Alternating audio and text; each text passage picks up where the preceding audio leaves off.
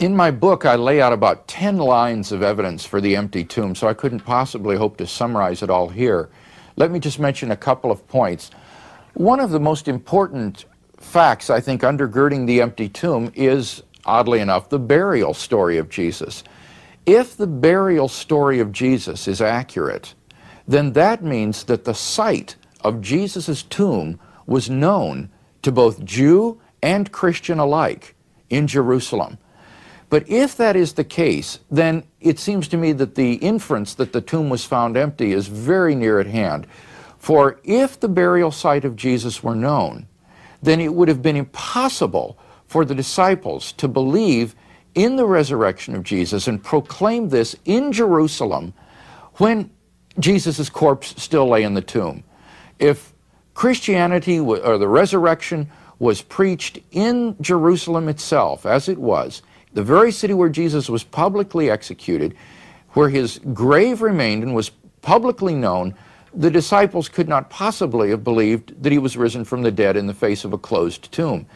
And even if they had, scarcely anybody else would have believed in them if they proclaimed anything so silly. For a first century Jew, the idea that you could have a spiritual resurrection while the corpse still lay on the tomb was simply unknown. That is an invention of 20th century theology, not first century Judaism.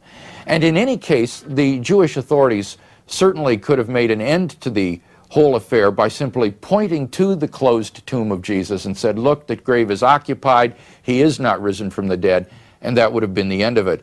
And therefore, the accuracy of the burial story, I think, provides powerful grounds for affirming the historicity of the empty tomb account. And unfortunately, for those who wish to deny the empty tomb, the burial of Jesus is widely recognized to be one of the most historically credible facts that we have about the historical person, Jesus of Nazareth. So that those who deny the empty tomb are also forced to deny the burial story, which is a desperate expedient since it is so historically well attested. So that would just be one aspect. Another aspect of the empty tomb narrative itself, as it's found in the Gospel of Mark, is that this portion of the narrative was probably part of Mark's early source material that he used for describing the passion and the death of Jesus, the last week of Jesus' life and his crucifixion. The burial story marked the close of the passion of Jesus as he is laid in the tomb and the stone is rolled across its entrance.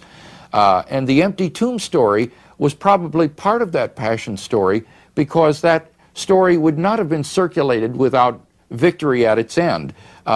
Without the empty tomb, the passion story is incomplete. Also, the empty tomb story is connected to the burial account by syntactical and linguistic ties. For example, the pronouns used in the empty tomb story have their antecedents in the burial story, so that it's really one smooth account. Now, when you remember that Mark is the earliest of our Gospels, that means that his source material was even older.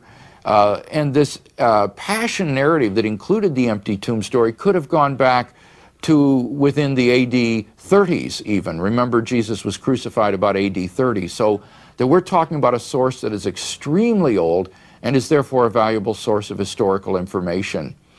Also, the empty tomb story itself, thirdly, is extremely simple and lacks any signs of legendary development. I think the best way to appreciate this would be to compare it to accounts of the empty tomb that are found in apocryphal Gospels, that is, forgeries dating from the 2nd century, such as the so-called Gospel of Peter. In the Gospel of Peter, the narrative describes the resurrection of Jesus itself coming out of the tomb. The narrative proceeds by saying that during the night there is a loud voice that rings out from heaven, and then the stone across the entrance to the tomb rolls back by itself. Then 2 men are seen coming out of heaven and going into the tomb. Then 3 men come out of the tomb, 2 of them holding up the 3rd man. The heads of the 2 men stretch up to the clouds, but the head of the 3rd man overpasses the clouds. Then a cross comes out of the tomb, and a voice from heaven asks, "Hast thou preached to them that sleep?" And the cross answers, "Yea." Now, These are how real legends look. You see, they're colored by all sorts of theological and apologetical motifs. And these are noticeably lacking from the Mark and empty tomb account, which seems to be basically a straightforward report of what actually happened. If I might just mention a couple of other points that I think are significant. The empty tomb was probably discovered by women. And I think that this is evident when you contemplate two aspects of the role of women in first century Jewish society. First of all, women occupied, quite frankly, a low rung on the Jewish social ladder. They were second-class citizens in first century Palestine. This is evident from such Jewish rabbinical sayings as the following: "Sooner let the words of the law be burnt than delivered to women." Or again, "Woe to him whose children are female, but blessings on him whose children are male." Women were not as highly regarded as males in that society.